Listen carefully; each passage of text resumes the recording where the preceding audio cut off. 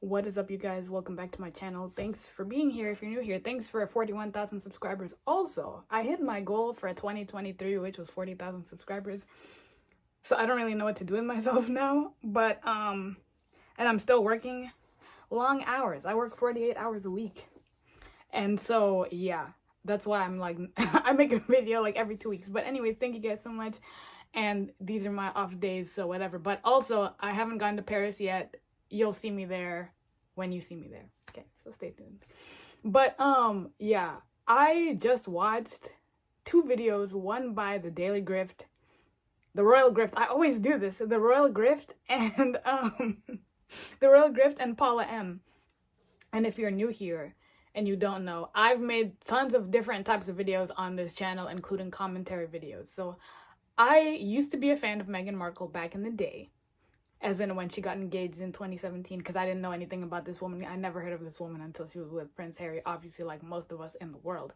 And so there's a video, I'm not going to explain all this, but there's a video that I did called The Downfall of Harry and Meghan. Back right after they announced Megxit, like the week that they had announced Megxit, right? Okay, so, and everybody kind of knows that, like, I know people have lots of theories. I have lots of theories, but in the dynamics of the royal family, I'm just not a fan of Harry and Meghan and their narcissistic ways. Because I've personally dealt with narcissists on a very close level, and basically their whole behavior is narcissistic behavior, throwing stones, hiding their hands, whatever, right? So Paula M and the Royal Grift made a video about how the Megxit channels, right?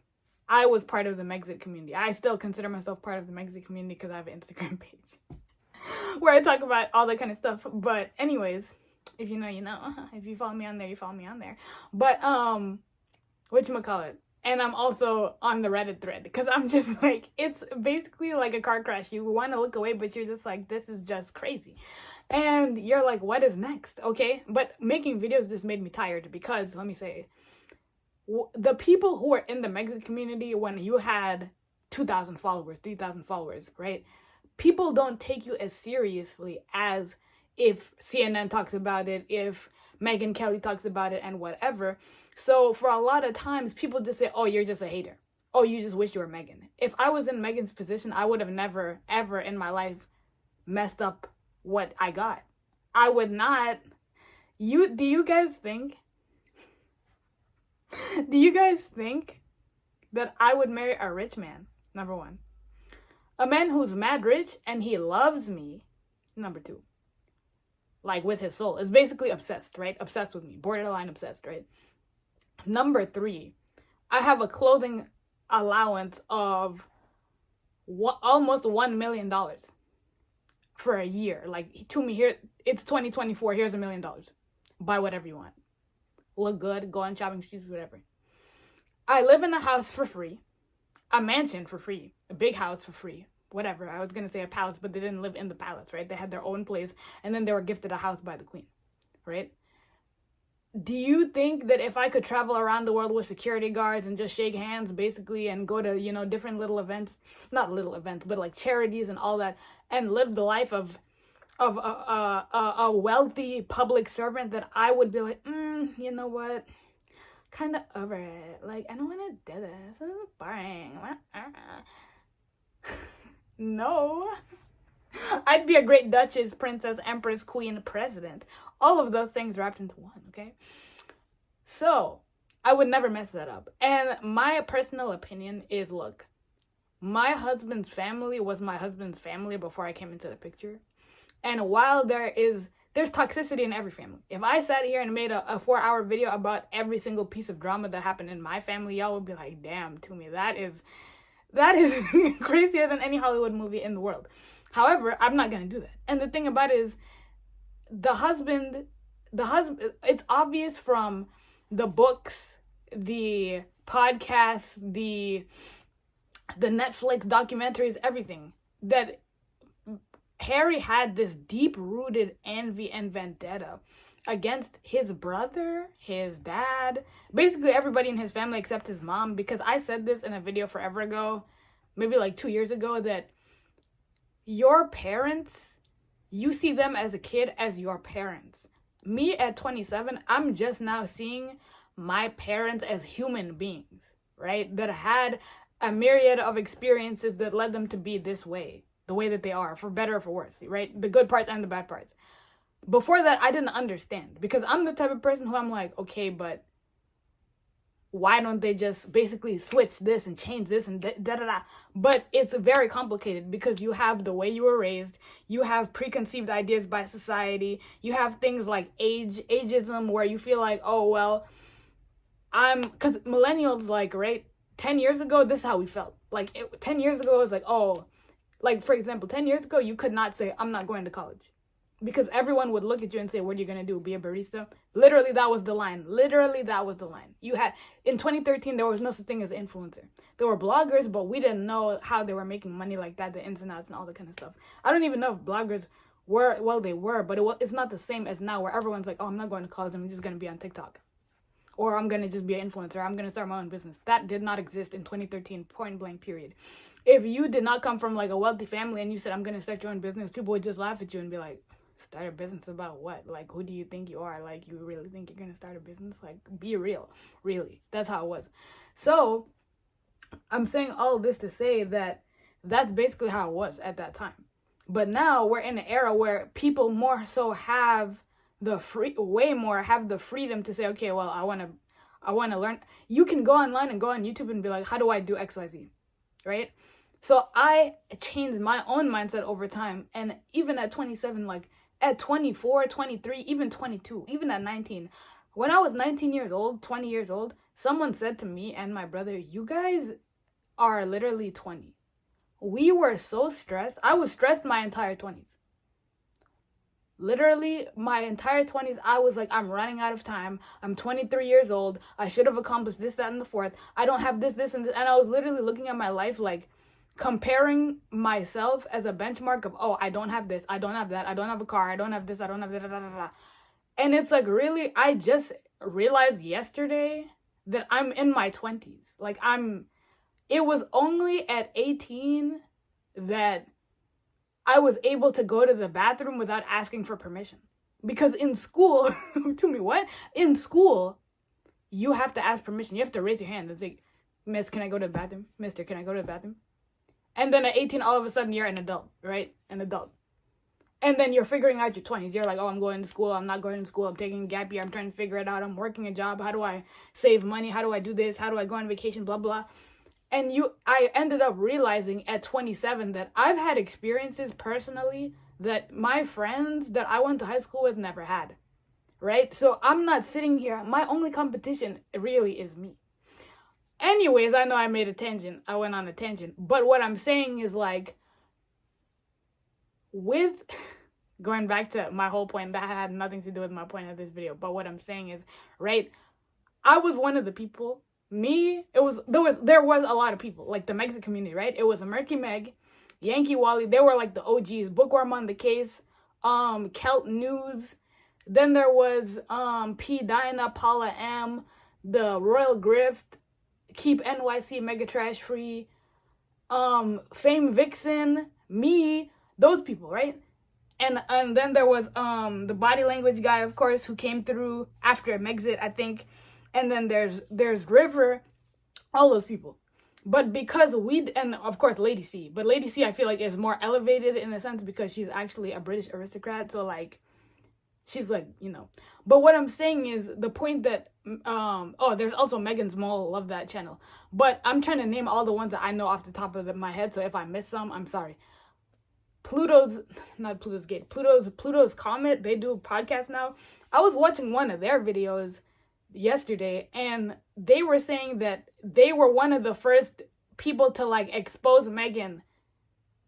But they started after the Oprah interview, and I'm like, but there were people in 2018 and 2019 who didn't, before even Megxit even happened. Because, like, if you jumped on in 2021, you were already late to the game, in my opinion. Like, this is not hate, but I'm saying, like, you were already late to the game because there were people, when I was a fan of Meghan and had a fan account, there were already people who are like, nah, she's a grifter. And I was like, what are they talking about? Because I didn't allow myself to even listen to any negativity about her at the time. I had bias, right? But it's obvious from every piece of media that Harry and Meghan have ever made, ever since leaving the family, that they have this deep-seated vendetta against the whole family. I don't know why, but I feel like it's just because Harry was born second. Okay, and I have an older sister. I don't feel any type of way. I never in my life have wished I was born before her. I don't wish that. I'm fine being born in my birth order. You know what I'm saying? I don't feel like I'm a spare. You know, Harry described himself as, oh, you know, I was only born because in case anything happened to William, I would give him an organ. And then it turns out that he literally plagiarized that whole concept from this movie with Cameron Diaz called My Sister's Keeper or something like that, where they have a child who's super duper sick and they have a baby through IVF so that she could donate her organs to her sister. And the sister basically like sues the family. The younger sister sues the family and is like, no, I don't want to be basically like a clone, like the movie The Island, where they had a whole island full of clones for celebrities that would basically give up organs for their actual human donors, right? Human people, hosts, whatever you want to call them. So, like, there are people who basically, I'm not gonna lie, the production is there. The production is there, the quality is there, and every single video that they make was about Meghan. Whereas for me, I was very like, well, yeah, I'm Toomey.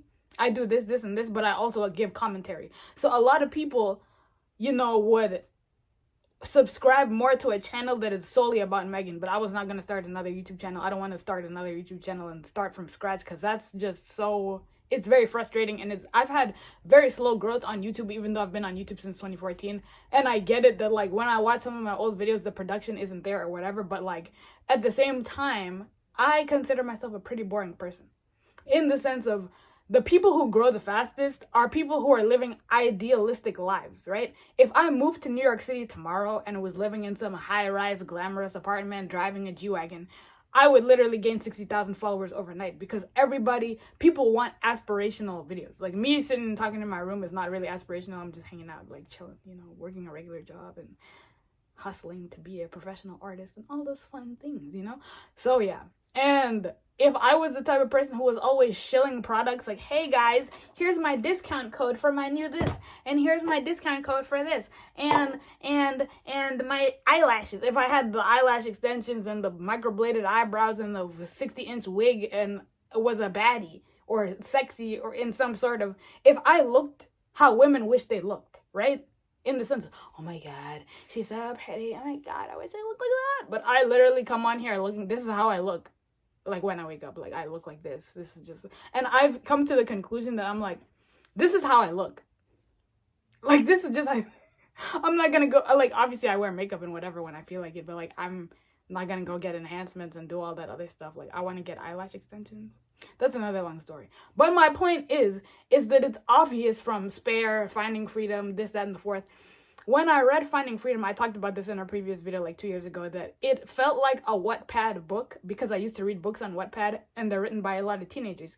So literally and I got my start writing there. So when we would write on there, we would name drop every brand, because if you're writing a book about, oh, someone's rich, you're like, oh, she walked in with her Prada loafers. These are from Shein. She walked in with her Prada loafers, carrying a Gucci bag and wearing YSL sunglasses that she took off with allure. And she looked at the man across the table and said, hi, honey, do you come here often? Literally, that's how books are written. So when I read Finding Freedom, I was like, this is Wattpad 2.0, because absolutely everything in the book was immersed. Meghan was sitting there typing on her new iPhone 46 and, you know, wearing her Burberry turtleneck, whatever. And Harry walked in the room writing on his Samsung Galaxy 47. Like, that's how the book was written. And I was like, yo, but people said it was merching, that the whole book was basically merching Markle about how, like, she was getting kickback from the brands. And I think I got a bit blocked by this account, but I'm going to name them. Meghan's Mirror, right, is a blog that literally has Meghan's clothes, everything she's ever worn in public, going back to 2009. Let me ask you the question, does anybody ever go in the recesses of their mind and ask themselves, who knew who Meghan was in 2009? Like, before Suits. You know what I'm saying? Nobody knew who she was. Nobody! All right? So, My whole point is that there's a whole lot of sketchy things going on with them, but the Royal Grift and Paula M said that us grassroots Megxit accounts were the ones talking about Meghan when everybody else just said we were haters. I got called every name in the book. I'm a self-hating black person because I didn't like Meghan. Bro, Meghan's not black. No, she's not. Look at her and look at me. Look at her and look at me. Look at her and look at me.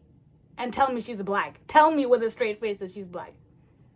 She even said on the TIG that she was white passing forever, and that she was like, oh yeah, people can't tell where I'm from. People think that I'm a Sephardic Jew. People think I'm Italian. Oh, I'm from Malta. My family has roots in Malta. So she was going everywhere but Africa to basically say that she was white. You know what I'm saying? And oh, I'm so racially ambiguous, and I'm not black enough, and I'm not this and that. There, look at biracial actresses. Like, I think Sanaa Lathan is biracial. Tandi Newton, Gugu Mbata. There's so many that are Tessa Hall. I think that's her last name. I forgot. All those people, like, right? Ruth Nega, beautiful. She looks like a doll. Oh my gosh. Literally, all of them light-skinned, whatever, right? Where was Meghan ever playing roles where she was ever like black? Was she ever auditioning for roles where she was black? Because if Meghan wore her hair curly, right? If Meghan wore braids, box braids, she could easily be in a role where she's, oh, you know, but every role was like basically a stereotypical white woman role. And of course in Suits it was like mentioned that she had a black dad or whatever, But like, now that the whole Megxit thing has become mainstream and all this kind of stuff, it's as if somehow the mainstream was afraid to talk about her in a weird way. Like I don't know what it was, but it's like the mainstream was afraid to talk about her, and it was still like, oh well, maybe she work whatever, and we were the ones taking the heat. But now it's like we were the ones doing the research, making 1-hour videos with proof. After the Oprah interview, I did a whole video that was like an hour long. And I posted how she said, and I barely left the house when I was pregnant. She was photographed over 40 times, like 47 times during the course of her pregnancy. Going to France on a private jet, going to that was before that. But she had went to Canada at one point to go visit Jessica and her family, Jessica Mulroney and her family. She went to Morocco. She went to the baby shower. She went here, there, everywhere. Private events and public events. I showed the receipts. And it's just one of those things where it's like, okay, for example, right? I was into so-called conspiracies in 2009. 2010. January 2010 was when I first found out about the New World Order, shadow government, whatever you want to call it. I was 14 years old. I was in there. I would watch 4-hour documentaries, right? Because I've always been a nerd, a history nerd, an actual nerd, not like Meghan. I used to watch Jeopardy as a kid. I was a nerd. No, I was literally watching 4-hour documentaries, doing deep, like, historical archives, looking at documents, all this. I was 14, 15, 16, even until today. I have a whole playlist, a huge playlist full of videos about that kind of stuff, right? Right? Okay. People will literally wait until 2023 where they'll see freaking Beyonce or one of these people wearing devil horns. They've been doing this for 10 years, 15 years, since 2006, 2007, whatever. And even going back to the silent film era of Hollywood, where they were talking about how they have mediums and psychics and all that kind of stuff. Then now people be, oh, yo, Tumi, yeah, you know about, yeah, did you sending me stuff on Instagram? Oh, did you see this? I don't give a diddly darn. I saw this in 2009 when Lady Gaga was on the freaking MTV Awards with blood on her thing when she sang Paparazzi. When Kesha had an anatomical heart and was squirting it and like what looked like blood was coming out. I was there, but not there. But I was talking about this back then. Not on YouTube though. Not on YouTube because YouTube wasn't like how it was like that. You know what I mean? I was talking to my friends about it in high school. I was trying to talk to my parents about it. People used to laugh at me. They thought I was nuts. But I'm like, it's right on TV. It's in front of your eyes. But literally now, when all of a sudden celebrities are in interviews saying, yeah, you know, I was sitting on the set of the movie and I was like, yeah, Satan, come to me and just help me deliver my lines. Now people are like, oh my God, did you see that? When Lil Nas X is sliding on the pole to Satan in the music video, but Madonna was dressed as the goddess, the Babylonian goddess Inanna for the 2012 Super Bowl. I was talking about it back then. All these celebrities have been like this, but somehow it's like y'all are just, oh well, it ain't that deep. It's not that deep. But then when Time Magazine says, oh, we want to merge people with machines by 2040. Oh, man, that's like, dude, that's kind of crazy. Like, but it's like, I feel like, you know, I'm reminded of the parable that Jesus said when he said that, basically people don't believe in the message, right? That he was sent and that prophets were sent. And he's like, it's like somebody calling to you in the marketplace playing the flute, but you don't dance. That's how it is. People have been literally sounding the alarm. And the thing about it is, I already know when the rapture or the fake alien invasion, whichever one they're going to try and pull, happens, that I know for a fact that when either the rapture comes and we get taken away, or the fake alien invasion happens, or the Antichrist comes, I don't know what. Some people believe in different dispensations and timelines, right? Of the end times, right? So some people believe that the rapture is actually going to happen first and then the 7-year tribulation will happen, right? Or some people believe that that basically the Antichrist is going to come. And then after all of the tribulation, that basically then the rapture will happen, whatever, right? Okay, for the people who survive and believe in Christ. But I know that when it really hits the fan and it's in front of our eyes, people are going to be, oh, to me, oh my God, did you see this guy? They said it's the Messiah in Jerusalem. Man, I don't want to hear it no more. Because people to this day are still sending me, oh, to me, did you see this? I'm like, at this point, it's like if you've eaten every fast food on earth, right? In every burger joint ever. McDonald's today, all these places.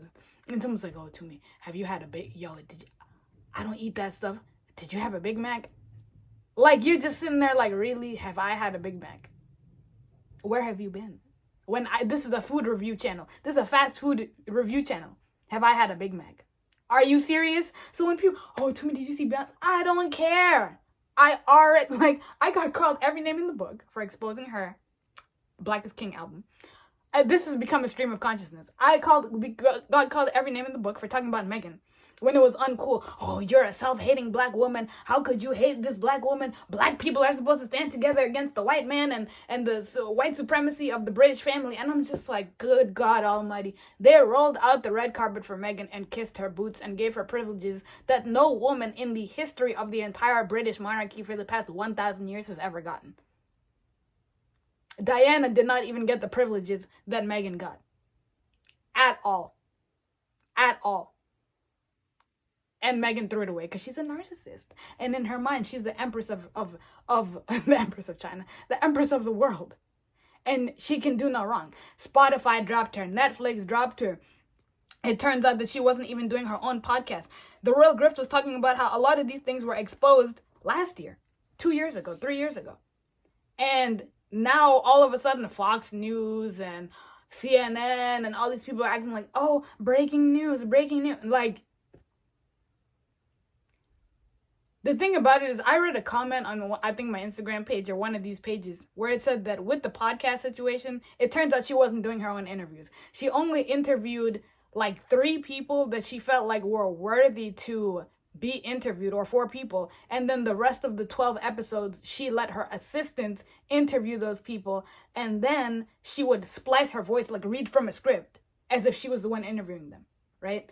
And someone said in one of the comments somewhere, maybe Instagram, maybe Reddit, that she views herself as a queen and everybody else is a servant. So the guests are people who, the Paris Hilton, basically the A-list celebrities that were on the podcast, Mariah Carey, she viewed herself as, oh, I'm worthy to talk to them because we're all A-list. I'm the Duchess, and they're just, they're right beneath me, so I can lower my gaze to talk to them, that sort of thing.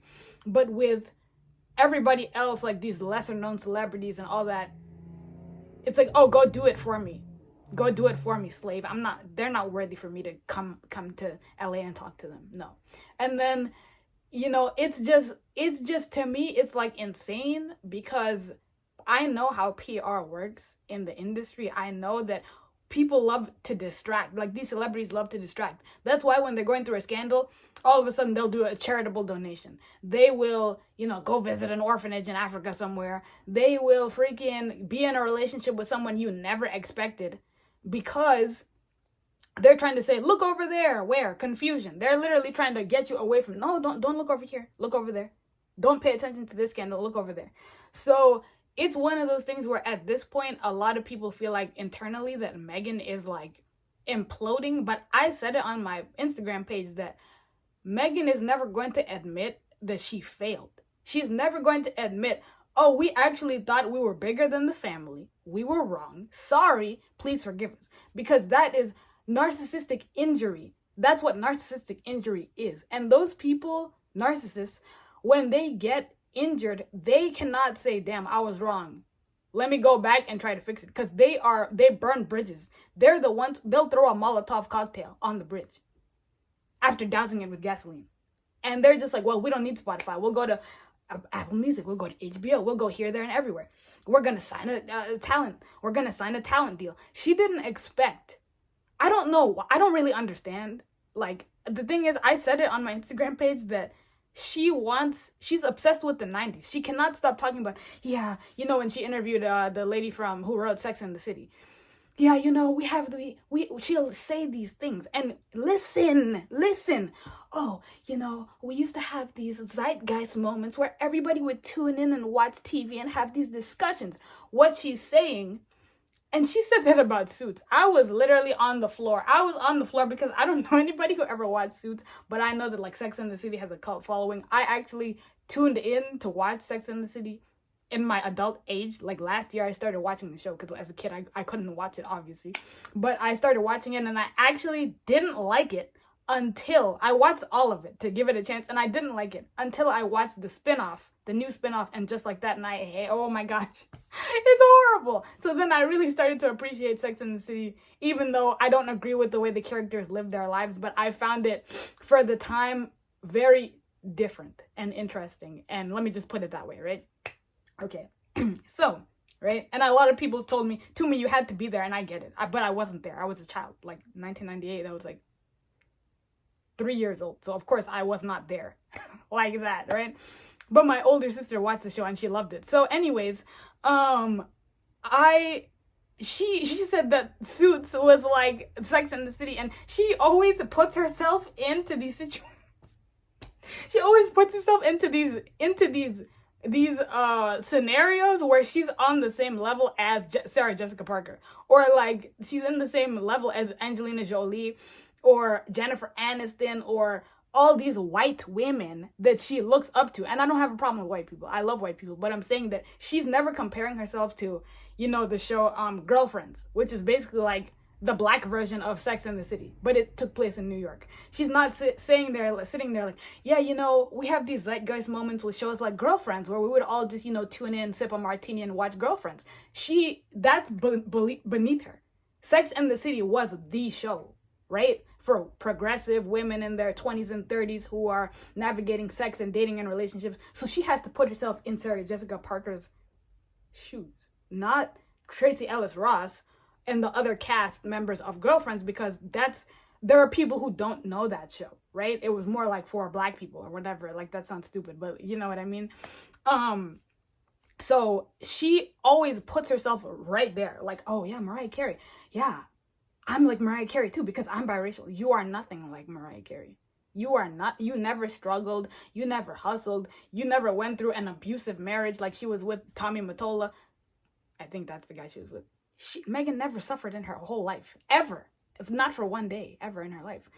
So it's just funny to me how literally now is when everyone's like, oh, Meghan, the downfall of Meghan, because I honestly think that it was the fake car crash, the fake paparazzi's car video thing situation in New York that made people realize how much of a super duper grifter and how fake Meghan is. Because before this, some people, I know the Netflix thing was ridiculous when they were like, oh yeah, the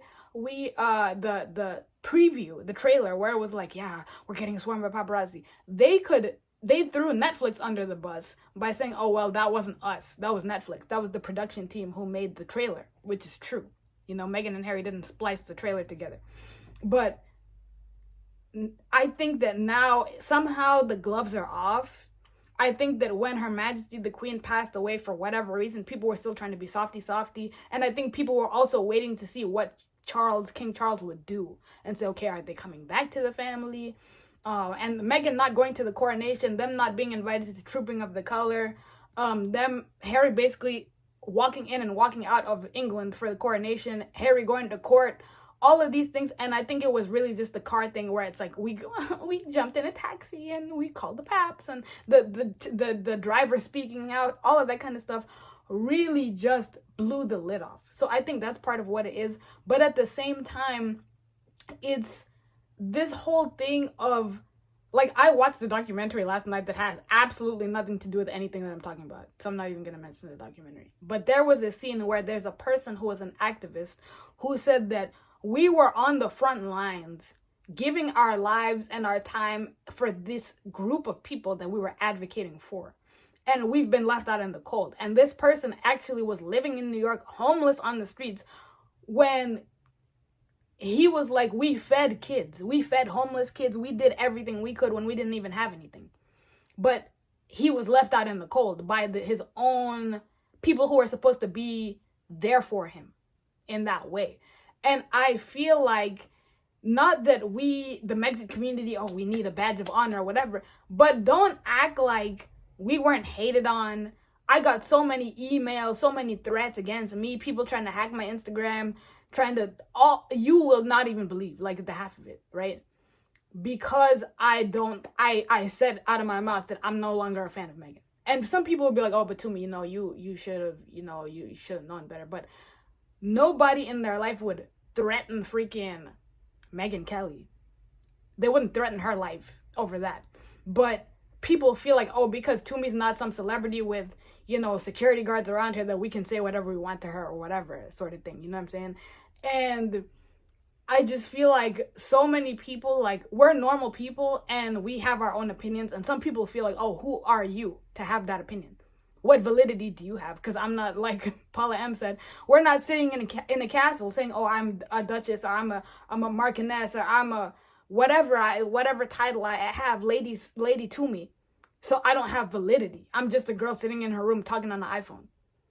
So I'm saying all that to say that I 100% feel like, for me, the Megxit community deserves their flowers. And I don't mean that in monetary donations. One thing that killed me, though, that was about the Megxit, Meghan and Harry documentary on Netflix, was that Meghan was like, oh, these people are making a fortune off of us by talking about us. And I thought to myself, when I was talking about Meghan, I was not making money on YouTube at all. Like, I make more money talking about Jesus than Meghan. Like, I was making $100 a month on YouTube, even though I would get 73,000 views. Because what would happen was Meghan and Harry worked with Google to censor videos. I noticed my views started dropping tremendously. Like, even though I would make videos about Meghan like every week, like the updates, right?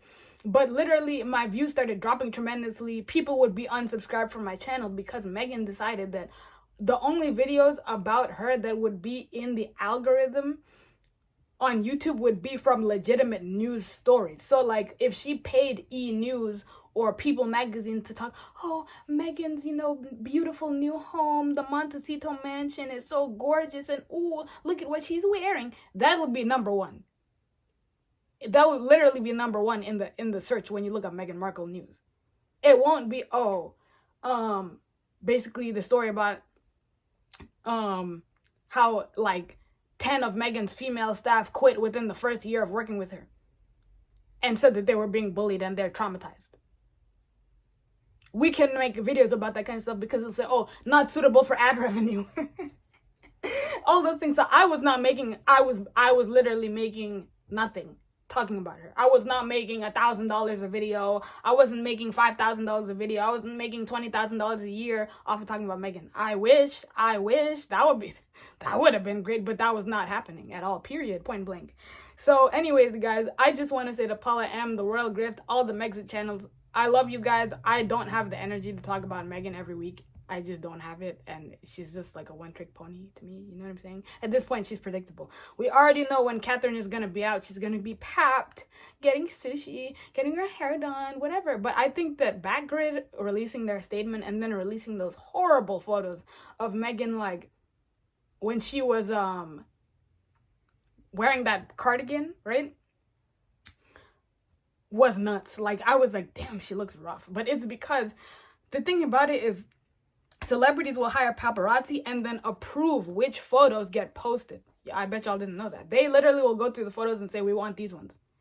And a lot of people, even Kim Kardashian, Taylor Swift, all of them, will hire their own paparazzi. And Backgrid is known as basically dial-a-pap in the industry, where, like, I could be like, yeah, I'm coming out of Saks Fifth Avenue. Could you, like, take my photos? And and I pick the best ones, or they pick the most flattering ones. But obviously with Backgrid, the gloves are off. Her hands were, oh my god, I was like, yo, what is going on? Her hands were so tense, so veiny. Like, her face just looked, she looked so drained. She looked so, like, she did not look, that was not one of her best moments. And compare that to the very beautiful pap photos that would be released when they had royal engagements. Like, her when she was engaged, a lot of the photos would have her smiling, her best angles, beautiful lighting, pretty photos. But these just look like somebody jumped out of a bush, snapped some photos, and just ran off. Anyways, guys, thank you guys so much. I want to give my flowers to Paula M, P, Dina, River, the Royal Grift, every single person in the Megxit community on YouTube, Murky, Meg, Yankee, Wally, according to Taz, all of y'all, because y'all inspired me to find my voice and use my voice. Like Meghan says, women, you know, don't need to be encouraged to have a voice because we already have them. We should be encouraged to use our voices. I'm just following Meghan's advice. I did use my voice to talk about those things, right? So I want to give my flowers to all of them. They're super nice people. I made videos with P, Dina, all of them, even the ones that I haven't talked to personally. The Royal Fashion Channel, the blonde girl who went to the coronation, Kinsey Schofield, literally all of them. Like, shout out to all of you guys. Leilani of Barbados, she's cool too. I haven't talked to her though. Shout out to literally all of them. Like, they deserve their flowers. Okay, because it's a lot being a normal person having an opinion, because we're not Joan Rivers. We're not getting paid for our opinions, right? I wish we were, but I'm not. Anyways, thanks guys. See you in the next video. See you in Paris. Okay, bye bye.